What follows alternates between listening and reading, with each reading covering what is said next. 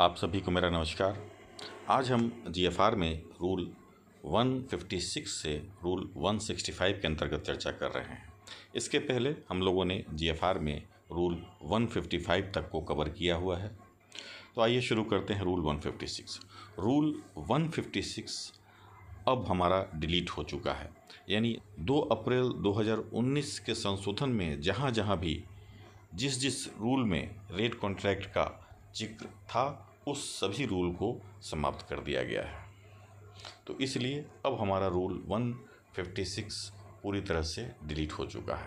Rule 157 हमारा है, demand for goods should not be divided into a small quantity to make piecemeal purchase to avoid the necessity of obtaining the sanction of higher authority required with reference to the estimated value of the total demands। यानी higher authority की sanction को avoid करने के उद्देश्य से किसी भी demand को स्मॉल क्वांटिटी में डिवाइड करके पीस मील परचेज नहीं किया जाएगा। स्पष्ट है कि जो भी टोटल डिमांड्स होगी उसी टोटल डिमांड के इक्विवेलेंट जो कंपिटेंट अथॉरिटी है उन्हीं से सैंक्शन लेना है। हम उस टोटल डिमांड को पार्ट में करके छोटा कर दें और उस परचेज को छोटे छोटे टुकड़ों में कर लें, ये हमें नहीं करना है। हमें जो भी टोटल डिमांड्स हैं उसी टोटल डिमांड्स की अथॉरिटी का अप्रूवल चाहिए किसी भी प्रोक्योरमेंट या परचेज करने के लिए। रूल 158 हमारा है, purchase of goods by obtaining bids से। यानी कोई भी परचेज जो गुड्स का होना है उसके लिए बिड कौन कौन सी ऑब्टेन की जाएंगी, यानी क्या क्या बिड होंगी जिसके माध्यम से हम गुड्स का परचेज कर सकते हैं। तो यहाँ स्पष्ट है कि accept in cases covered under rule 154 and 155।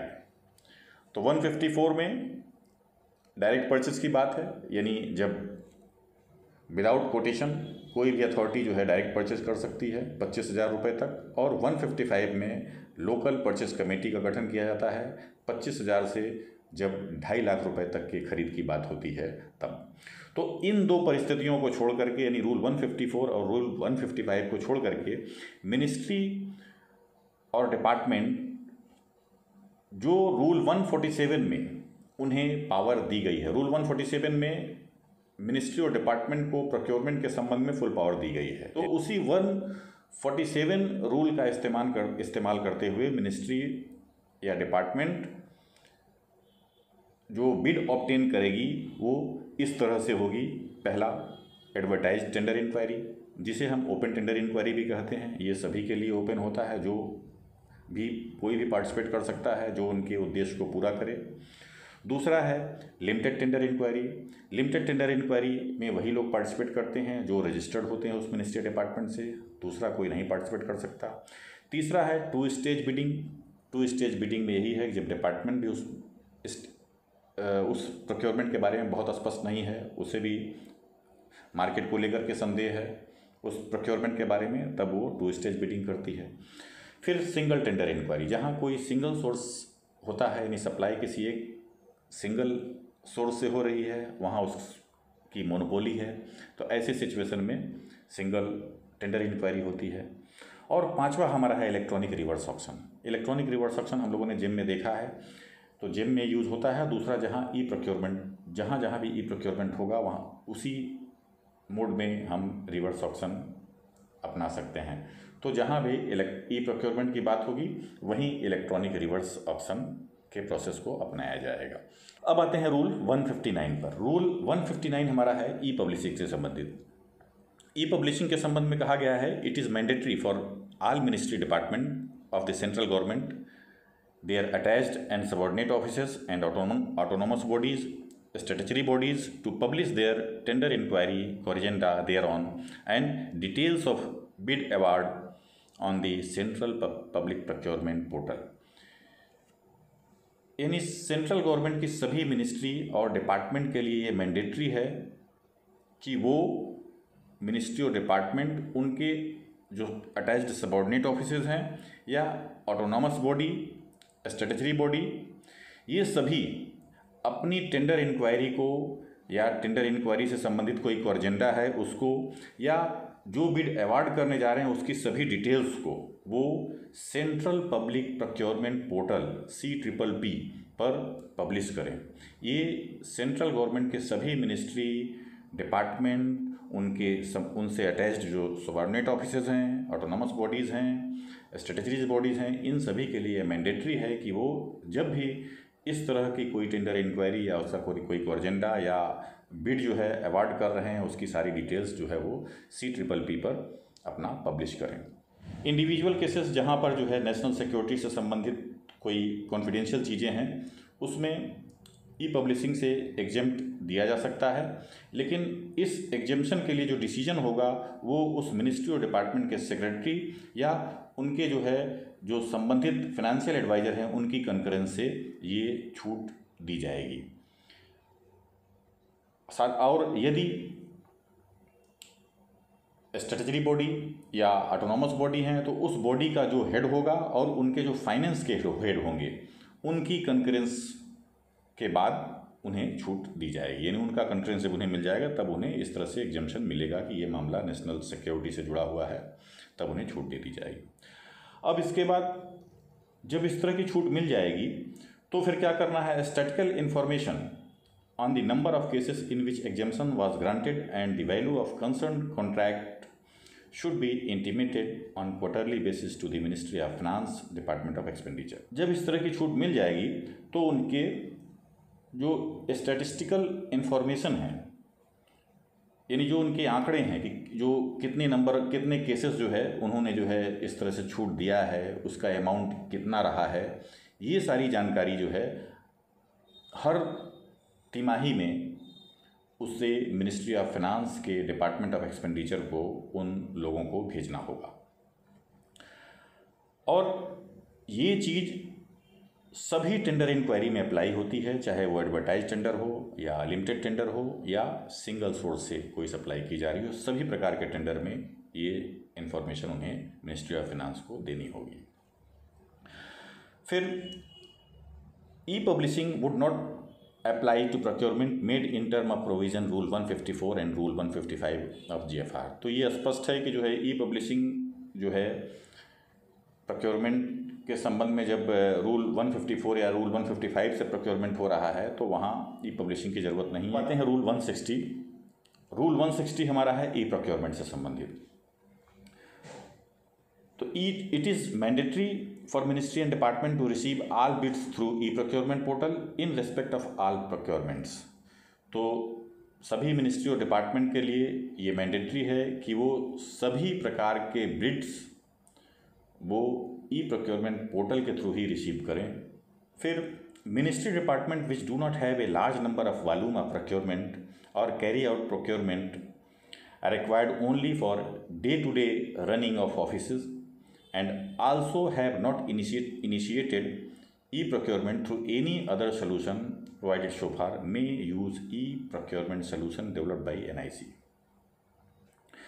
अब कोई मिनिस्ट्री डिपार्टमेंट जिसके पास बहुत ज़्यादा प्रोक्योरमेंट नहीं है, यानी वो बहुत ज़्यादा प्रोक्योरमेंट नहीं करती है, वो केवल वही प्रोक्योरमेंट करती है जिससे उसके ऑफिस का काम चल सके, पेन, पेंसिल, कॉपी, पेपर, इस तरह की चीज़ें अपनी ज़रूरतों को पूरा करने के लिए कोई डिपार्टमेंट या मिनिस्ट्री जो है अगर प्रोक्योरमेंट कर रही है, बहुत बड़ा प्रोक्योरमेंट उसके पास नहीं है और उसने किसी प्रोक्योरमेंट को इनिशिएट नहीं किया गया है, तो अब उसके पास जब इस तरह की सुविधा नहीं है तो उसके लिए कहा गया है कि वो मिनिस्ट्री डिपार्टमेंट जो NIC के द्वारा एक प्रोक्योरमेंट सलूशन डेवलप किया गया है उससे वो अपना प्रोक्योरमेंट कर सकती है। यानी NIC पर जा कर के उनके जो है प्रोक्योरमेंट सलूशन को यूज करके अपना प्रोक्योरमेंट का काम वो पूरा कर सकती है।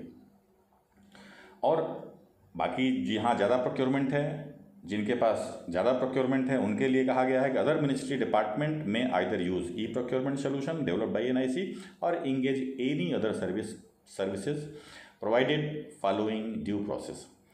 अब जहाँ अदर मिनिस्ट्री हैं यानी जिनके पास नहीं है वो तो ऐसे करेंगे, लेकिन जिनके पास ज़्यादा प्रोक्योरमेंट है वो या तो जो है NIC द्वारा जो है जो भी प्रोक्योरमेंट सलूशन डेवलप किया गया है उसको यूज करें, और नहीं तो और भी जो सर्विस प्रोवाइडर हैं प्रोक्योरमेंट के संबंध में गवर्नमेंट ने कई सर्विस प्रोवाइडर भी दिए हुए हैं, वो कुछ पैसे लेते हैं और सर्विस प्रोवाइड करते हैं आपके ई प्रोक्योरमेंट से संबंधित, तो आप उनको भी यूज़ करके अपना ई प्रोक्योरमेंट करा सकते हैं। फिर in individual cases where national security and strategic consideration demand confidentially, ministry department may exempt such cases for e-procurement after seeking approval of concerned secretary and with concurrence of financial advisor। जैसे पहले भी कहा गया कि अगर national security से या कोई स्ट्रेटजिक कंसिडरेशन है कोई किसी डिमांड का और उसको कंसिडर करने की बात है, तो मिनिस्ट्री और डिपार्टमेंट जो है इसमें एग्जेम्पशन दे सकती है। लेकिन ऐसे एग्जेम्पशन के लिए वही जो उस मिनिस्ट्री डिपार्टमेंट के जो कंसर्न सेक्रेटरी हैं वो फाइनेंशियल एडवाइजर से कंकरेंस करते हुए उसमें एग्जेम्प्ट दे सकते हैं। फिर in cases of tender floated by Indian mission abroad, competent authority to decide the tender में exempt such cases for e procurement. अब मान लीजिए कोई टेंडर जो है फ्लोट हो रहा है, भारतीय दूतावास जो कि विदेश में है, वहाँ कोई टेंडर जो है फ्लोट किया जा रहा है, तो उन लोगों के लिए ये सुविधा है कि वो लोग इस तरह के टेंडर में ई प्रोक्योरमेंट से एग्जेम्प्ट किए जा सकते हैं। अब आते हैं रूल 161। रूल 161 है हमारा एडवर्टाइज टेंडर इंक्वायरी से। इसमें कहा गया कि subject to exception incorporated under rule 154, rule 155 and rule 162, invitation to tender by advertisement should be used for procurement of goods of estimated value of ₹25 lakhs and above। Advertisement in such cases should be given on Central Public Procurement Portal at www.eprocure.government.in and on GIM। अब जो exception incorporate किया गया है rule 154 में, rule 155 में और rule 162 में, यानी 154 हमारा डायरेक्ट परचेज, रूल 155 हमारा जो है LPC के थ्रू परचेज और रूल 162 हमारा है लिमिटेड टेंडर इंक्वायरी के परचेज, यानी जो रजिस्टर्ड वेंडर हैं उनके थ्रू। उन लोगों को जो एग्जेम्पशन दिया गया है उनको छोड़ करके बाकी सभी टेंडर जो है एडवर्टाइज किए जाएंगे प्रोक्योरमेंट के संबंध में, और वो 25 लाख या उससे ऊपर के होंगे तो उसे एडवर्टाइज करना ही है। हालांकि इससे कम में भी कर सकते हैं, बस हम किसी भी अमाउंट को एडवर्टाइज कर सकते हैं, एडवर्टाइज टेंडर के रूप में किसी भी अमाउंट में ले सकते हैं, बस उसमें वो कंडीशन निहित नहीं होनी चाहिए जो रूल 154, रूल 155 और रूल 162 में निहित है। सेंट्रल पब्लिक प्रोक्योरमेंट पोर्टल जो है, जो eprocurement.government.in है, www.eprocure.government.in, उस पर जो है इस एडवर्टाइज टेंडर को जो है पब्लिश करना है और जेम पर भी पब्लिश करना है, क्योंकि जेम पर आइटम नहीं है तभी आप ये आइटम ले रहे हैं। तो आप जब जेम पर पब्लिश करेंगे तो हो सकता है उस बार न मिले, आगे आने वाले समय में आपको जेम पर वो चीज़ उपलब्ध हो जाएगी। इस ऑर्गेनाइजेशन इस एडवर्टाइज टेंडर इंक्वायरी को अपनी वेबसाइट पर भी पब्लिश करेगा। The organisation should also post the complete bidding document in its website and CPPP to enable prospective bidders to make use of the document by downloading from the website. Organisation को complete bidding document अपना जो है अपनी website पर और साथ ही साथ CPPP पर अपलोड करना होगा, जिससे कि जो भी प्रोस्पेक्टिव बिडर्स हैं उसका यूज कर सकें और उसको डाउनलोड कर सकें। फिर the advertisement for invitation of tender should give the complete web address from where the bidding document can be downloaded. उस एडवर्टीजमेंट में जहां टेंडर इनवाइट कर रहे हैं उस वेबसाइट की हम पूरा एड्रेस देंगे जहां से कि वो टेंडर डॉक्यूमेंट डाउनलोड किया जा सकता है, बिडिंग डॉक्यूमेंट डाउनलोड किया जा सकता है। फिर बात आती है कि in order to promote wider participation and ease of bidding, no cost of tender document may be charged for the tender document downloaded by the bidders. Wider publication के उद्देश्य से और बिडिंग के प्रोसेस को ईजी करने के उद्देश्य से, सरल बनाने के उद्देश्य से जो भी टेंडर डॉक्यूमेंट होगा उसका कोई भी कॉस्ट चार्ज नहीं किया जाएगा। यानी जब वो वेब डाउनलोड करेगा तो उसके संबंध में कोई चार्ज नहीं किया जाएगा। ये इसलिए किया जाएगा ताकि जो है ज़्यादा से ज़्यादा पार्टिसिपेंट उसमें आ सकें और बिडिंग के प्रोसेस को ईजी बनाया जा सके। फिर where the ministry department feels that the good of required quality specification may not be available in the country and it is necessary to also look for suitable competitive offer from abroad, the ministry department may send copy of the tender notice to the Indian embassy abroad as well as to the foreign embassy in India। जहाँ पर ministry और department को ये लगता है कि जो उन्हें रिक्विजिट क्वालिटी चाहिए, जो उनकी क्वालिटी रिक्वायर है, उनको जो स्पेसिफिकेशन उनको चाहिए वो कंट्री में अवेलेबल नहीं है, तो वो सुटेबल कंपटीशन ऑफ़र जो है अब्रॉड में भी देख सकती हैं। और इसके लिए वो मिनिस्ट्री डिपार्टमेंट क्या करेगी, उस टेंडर नोटिस को जो इंडियन एम्बेसी अब्रॉड में है, यानी भारतीय दूतावास जो विदेशों में है, या विदेशों के जो दूतावास भारत में हैं, उनको बिडिंग डॉक्यूमेंट्स भेजेंगे, या उनकी हमारे भारत में जो है उनकी एम्बेसी अगर जो है उस देश की एम्बेसी हमारे भारत में है, तो उनको हम वो बिडिंग डॉक्यूमेंट सबमिट करेंगे कि जो है हमें ये आइटम चाहिए। ऐसी स्थिति में ई प्रोक्योरमेंट जो रूल 160 में कहा गया है उसकी ज़रूरत नहीं है, उससे उसको एग्जेम्प्ट किया जा सकता है। फिर बात आती है ordinarily the minimum time to be allowed for submission of bid should be 3 weeks from the date of publication of tender notice for availability of the bidding document for sale whichever is letter.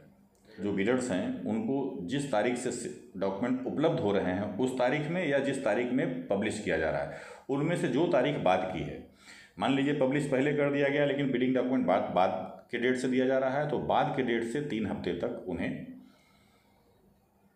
समय दिया जाएगा उस bidding के लिए। तो कुल 3 हफ्ते का टाइम उन्हें मिलेगा बिड सबमिट करने के लिए। और यदि मामला विदेशी है यानी फॉरेन अब्रॉड में है, कोई प्रोक्योरमेंट अब्रॉड में होना है, तो ऐसे मामलों में जो है 4 हफ्ते का समय दोनों लोगों के लिए दिया जाएगा, चाहे वो यहाँ के कॉन्ट्रैक्टर हों चाहे बाहर के कॉन्ट्रैक्टर हों, सबके लिए वो मिनिमम समय कम से कम 4 हफ्ते दिया जाएगा। अब आते हैं रूल 162 पर। रूल 162 हमारा है लिमिटेड टेंडर इंक्वायरी से संबंधित। तो लिमिटेड टेंडर इंक्वायरी के बारे में कहा गया कि LTE मेथड में be adopted when estimated value of goods to be procured is up to 25 lakhs। 25 lakh तक की जहां वैल्यू है वहां पर लिमिटेड टेंडर इंक्वायरी का मेथड अडॉप्ट किया जा सकता है। Copy of bidding document should be send directly by the speed post, register post, courier, email to firm which are borne on the list of registered supplier for the goods in question as referred in Rule 150 of GFR। यानी rule 150 GFR में जो registration का process है कि कैसे registration करते हैं ministry और डिपार्टमेंट अपने यहाँ बिडर्स का, तो जब वो रजिस्टर्ड हो जाते हैं उनके यहाँ, तो अब जब लिमिटेड टेंडर इंक्वायरी के थ्रू कोई प्रोक्योरमेंट करना है तो वो उन बिडर्स को चाहे स्पीड पोस्ट के माध्यम से, चाहे कुरियर के माध्यम से, चाहे ईमेल के माध्यम से वो बिडिंग डॉक्यूमेंट भेजते हैं कि ताकि वो जो है उस बिडिंग डॉक्यूमेंट में पार्टिसिपेट करें और उनको सबमिट करें। अब यहाँ कहा गया कि जो नंबर ऑफ़ सप्लायर्स हैं लिमिटेड टेंडर इंक्वायरी में, ये 3 से ज़्यादा होनी चाहिए। फिर बात आती है efforts should be made to identify a higher number of approved supplier to obtain more responsive bid on competitive basis. तो क्लियर है कि कोशिश ये करनी चाहिए कि ज़्यादा से ज़्यादा जो है अप्रूव्ड जो सप्लायर हैं जिनको रजिस्टर्ड किया गया है वो पार्टिसिपेट करें ताकि जो है कंपटीशन वहाँ बना रहे। Further an organisation should publish its limited tender inquiry on central public procurement portal as per rule 159 of GFR। और साथ ही साथ जो ऑर्गेनाइजेशन है उसको ये जो टेंडर है जो इंक्वायरी है उसे सेंट्रल पब्लिक प्रोक्योरमेंट पोर्टल पर भी जो है पब्लिश करना चाहिए, जैसा कि रूल 159 में कहा गया है। Apart from the CPPP, the organisation should publish the tender inquiry on the department of ministry of website. CPPP के अलावा ऑर्गेनाइजेशन को इस टेंडर इंक्वायरी को अपनी वेबसाइट पर भी पब्लिश करना चाहिए। फिर the unsolicited bill should not be accepted, however ministry department should evolve a system by which interested firm can register and bid in next round of tendering। यहाँ unsolicited bid means वो bid जो अवांछनीय है, यानी जिनसे bid मांगा नहीं गया था। यहाँ तो स्पष्ट है कि उस अनसॉलिसिटेड, चूँकि वो रजिस्टर्ड नहीं है तो अनसॉलिसिटेड हो गया, यानी उनसे मांगा नहीं गया था, वो ज़बरदस्ती उन्होंने भेज दिया बिल, तो उसको हमें एक्सेप्ट नहीं करना है। लेकिन मिनिस्ट्री डिपार्टमेंट को ऐसा सिस्टम एवॉल्व करना चाहिए कि अब चूँकि वो बंदा वो बिडर इंटरेस्टेड है सप्लाई करने के लिए, तो उसे कुछ ऐसा सिस्टम इवॉल्व करना चाहिए कि ताकि जो है अगली बार जब बिडिंग हो, नेक्स्ट राउंड की जब बिडिंग हो, तो वो उसमें रजिस्टर हो जाए और वो उसमें पार्टिसिपेट कर सके। इस तरह का कोई सिस्टम बनाना चाहिए। फिर बात आती है purchase through limited tender inquiry में be adopted even where estimated value of procurement is more than 25 lakhs in following circumstances. जहाँ 25 लाख से ऊपर की बात है, वहाँ भी इन परिस्थितियों में प्रोक्योरमेंट किया जा सकता है। कब? जब कंपिटेंट अथॉरिटी या मिनिस्ट्री डिपार्टमेंट की कंपिटेंट अथॉरिटी ये सर्टिफाई कर दे कि ये जो डिमांड है वो अर्जेंट नेचर का है और उसमें जो भी अतिरिक्त खर्चा आ रहा है, यानी जब कंपटीशन बढ़ेगा तो खर्च कम होगा। अब यहाँ चूँकि लिमिटेड है तो निश्चित है कंपटीशन भी लिमिटेड है, तो अब इस लिमिटेड कंपटीशन की वजह से यदि कोई खर्च उनका बढ़ रहा है, यानी जो अगर हम ओपन करते तो हमारा खर्च कम होता, लेकिन लिमिटेड कर रहे हैं तो खर्च बढ़ रहा है, तो ऐसी परिस्थिति में यदि कोई प्रोक्योरमेंट हो रहा है तो ये तभी हो सकता है जब कंपिटेंट अथॉरिटी जो है ये स्पष्ट कर दे कि जो प्रोक्योरमेंट किया जा रहा है ये बहुत अर्जेंट नेचर का है और इसमें जो भी खर्चा बढ़ रहा है वो जस्टिफाइड है। यानी इस अर्जेंसी की वजह से हम पैसा नहीं देखेंगे कि हमारा पैसा बढ़ रहा है और ये जस्टिफाइड है, इसलिए हम इसे खर्च कर सकते हैं। इस तरह का उसे सर्टिफिकेट लिखित रूप में देना पड़ेगा। साथ ही साथ उस मिनिस्ट्री को ये भी रिकॉर्ड में लाना पड़ेगा कि जो इस तरह की अर्जेंसी जो आई, जिसमें हम ज़्यादा पैसा खर्च कर रहे हैं, वो क्यों आई और हम इसे क्यों नहीं एंटिसिपेट कर पाए, हम इसको क्यों नहीं पहचान पाए, ये भी उसे लिखित में देना पड़ेगा वहाँ।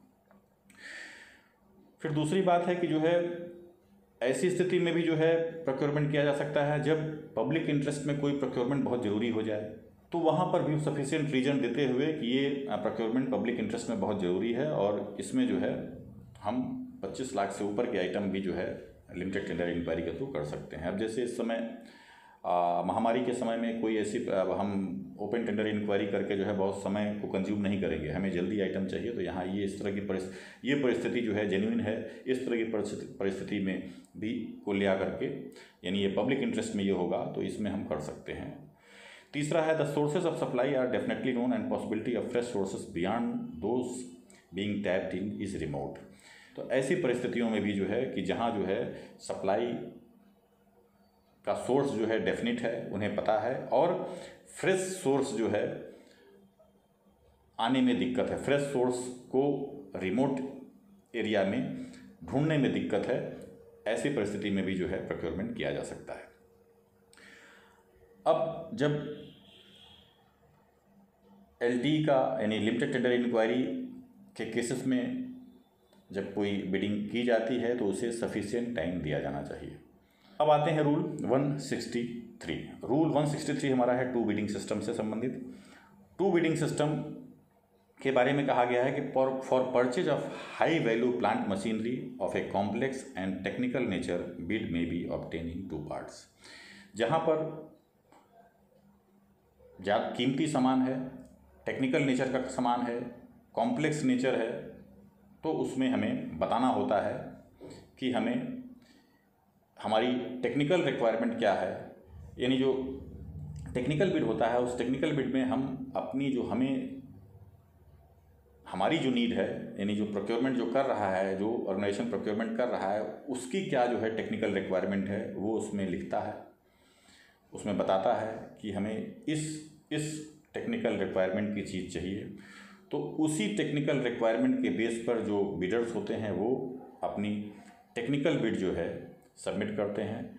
वो उस टेक्निकल बिड में वो सारी डिटेल्स होती है, जो चाही गई है वो डिटेल्स होती है, और साथ ही साथ उस टेक्निकल बिड में यदि कोई कमर्शियल टर्म एंड कंडीशन है, यानी मान लीजिए कोई टेक्निकल बिड है, उसमें कमर्शियल टर्म एंड कंडीशन से मतलब अब उसमें कोई वारंटी है या कोई एएमसी की गई है, मेंटेनेंस, उसमें एनुअल मेंटेनेंस कॉन्ट्रैक्ट है, कुछ फ्री में दे रहे हैं, वो इस तरह का 2 साल फ्री है सर्विस, 3 साल फ्री है सर्विस, इस तरह की कोई बात अगर है, यानी ये कमर्शियल टर्म एंड कंडीशन हो गई, तो उस टेक्निकल बिड में ये अगर इस तरह की कोई सुविधा है तो वो उसमें मेंशन की जाएगी, यानी उसमें सारे टेक्निकल रिक्वायरमेंट बताए जाएंगे और साथ ही साथ कमर्शियल टर्म एंड कंडीशन को स्पष्ट किया जाएगा।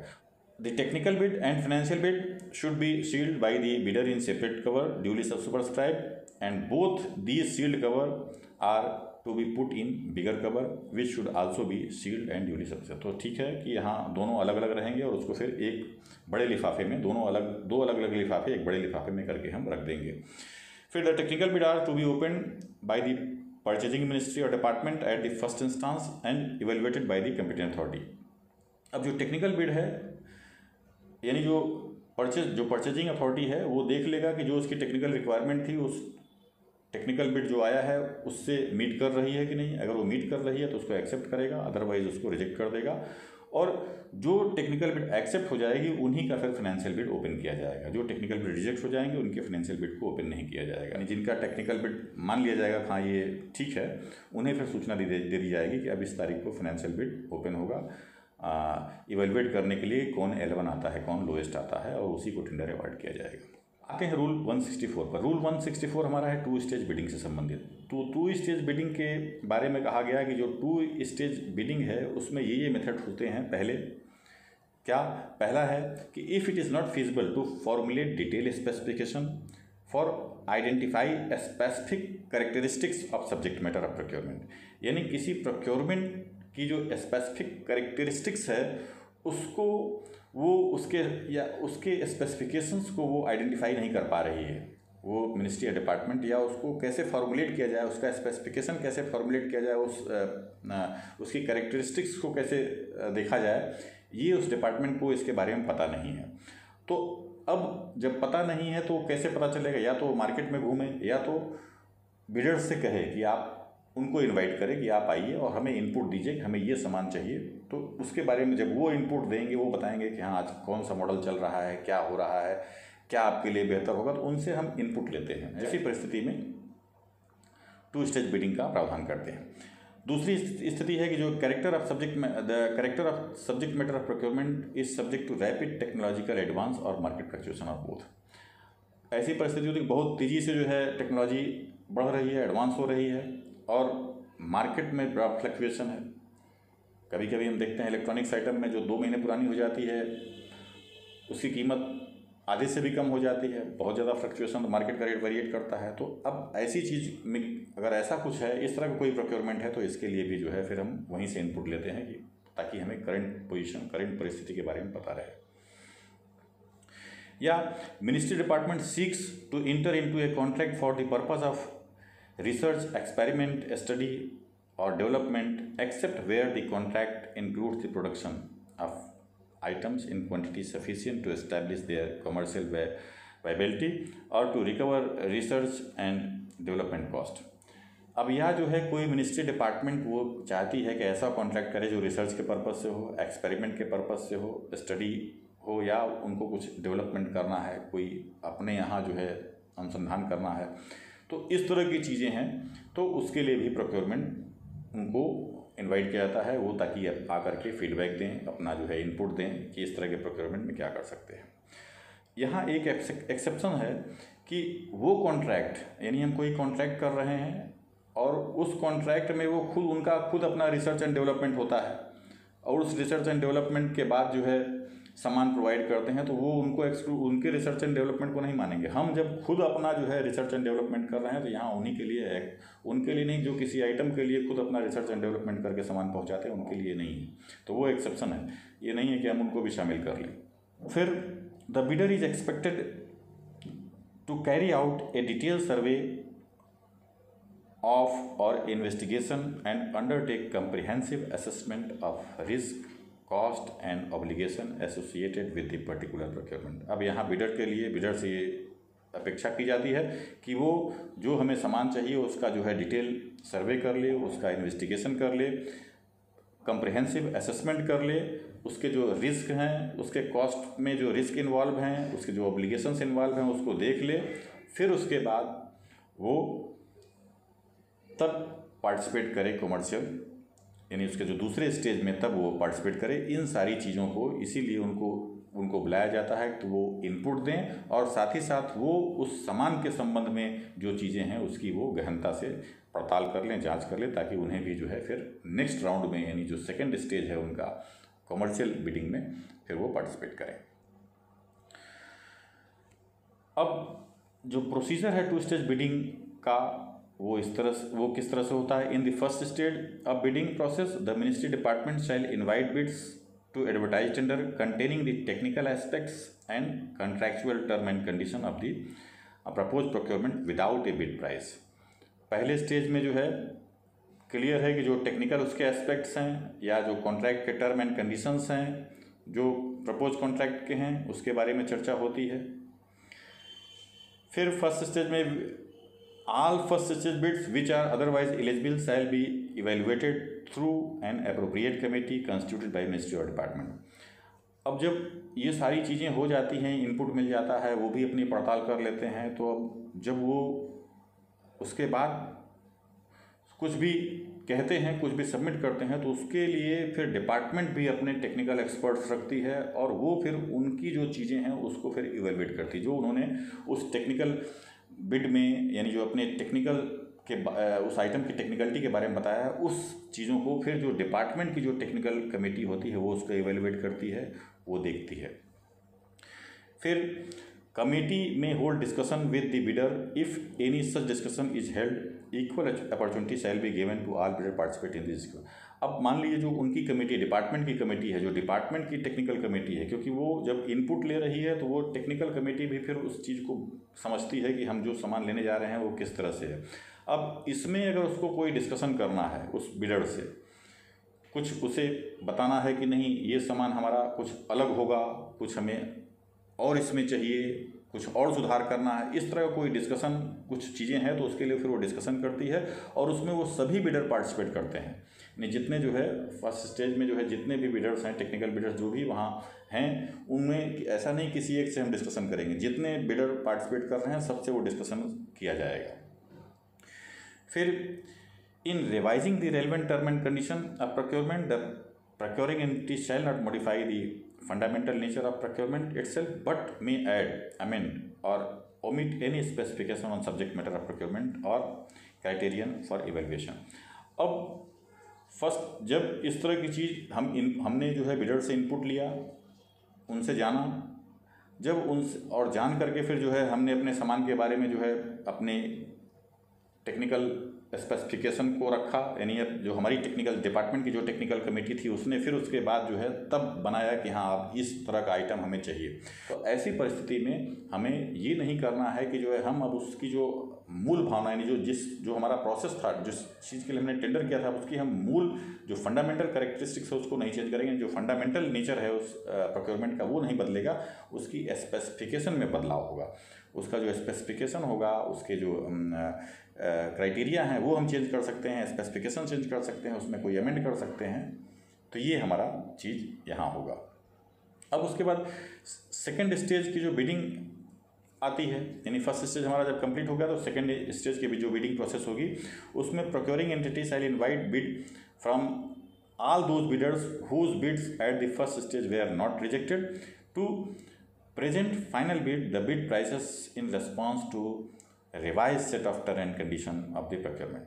अब सेकेंड स्टेज की जो बिडिंग प्रोसेस होगी उसमें प्रोक्योरिंग एंटिटी जो है उन सभी बिडर्स को इनवाइट करेगा जिनका बिड उसने फर्स्ट स्टेज में रिजेक्ट नहीं किया, यानी जो जिनका उसने फर्स्ट स्टेज में ही बिड रिजेक्ट कर दिया उसको छोड़ दीजिए, आप उसको नहीं इनवाइट करेगा। बाकी उन सभी को इनवाइट करेगा जिसका जो है फर्स्ट टाइम यानी फर्स्ट स्टेज में बिड रिजेक्ट नहीं हुआ है, वो सभी जो है सेकंड स्टेज में पार्टिसिपेट करेंगे फाइनल बिड में प्रेजेंट होने के लिए। Any bidder invited to bid but not in a position to supply the subject matter of the procurement due to modification in a specification or term and condition may withdraw from the bidding proceedings without forfeiting any bid security। जब सारे input लेने के बाद हमने जो है bidding के process में यानी जो स्पेसिफिकेशन में बदलाव किया हमने, यानी उस सामान के स्पेसिफिकेशन में जो बदलाव किया, अब उसको जानने के बाद वो जो बिडर जो फर्स्ट स्टेज में रिजेक्ट नहीं था वो कहता नहीं अब इस बदलाव पे हम काम नहीं कर पाएंगे, यानी ये बदलाव होगा तो हमारे बस में नहीं सप्लाई कर पाना। तो अगर ऐसी परिस्थिति आती है तो उस बिडर को छूट दे दी जाएगी, उसका जो है जो सिक्योरिटी डिपॉजिट है उसकी जो है उसको फॉरफिट नहीं किया जाएगा, बस उससे ये एक सर्टिफिकेट ले लिया जाएगा कि जो है प्रोवाइड की जो है that he may have been required to provide or bring penalize in any way by declaring his intention to withdraw from the procurement process with adequate justification। उसके बारे में वो अपना एक जस्टिफिकेशन दे देगा क्यों वो इसका सप्लाई को नहीं कर पा रहा है, क्यों नहीं करेगा, क्या उसको दिक्कत है, वो अपना लिखित में दे देगा। और जब वो लिखित में दे देगा तो फिर उससे छूट दे दी जाएगी कि वो सेकेंड स्टेज में पार्टिसिपेट न करे। अब आते हैं रूल 165 पर। रूल 165 हमारा है लेट बिड से संबंधित, यानी किसी भी टेंडर के प्रोसेस में, चाहे वो एडवर्टाइज टेंडर इंक्वायरी हो या लिमिटेड टेंडर इंक्वायरी हो, लेट बिड यदि जो है उस तारीख, जिस तारीख में कहा गया है बिड सबमिट करने के, उसके बाद अगर सबमिट किया जाता है तो उसे एक्सेप्ट किसी भी कीमत पर नहीं किया जाएगा, उसे कंसीडर नहीं किया जाएगा। इस तरह से हमारा रूल 156 से रूल 165 कंप्लीट होता है। Thank you very much.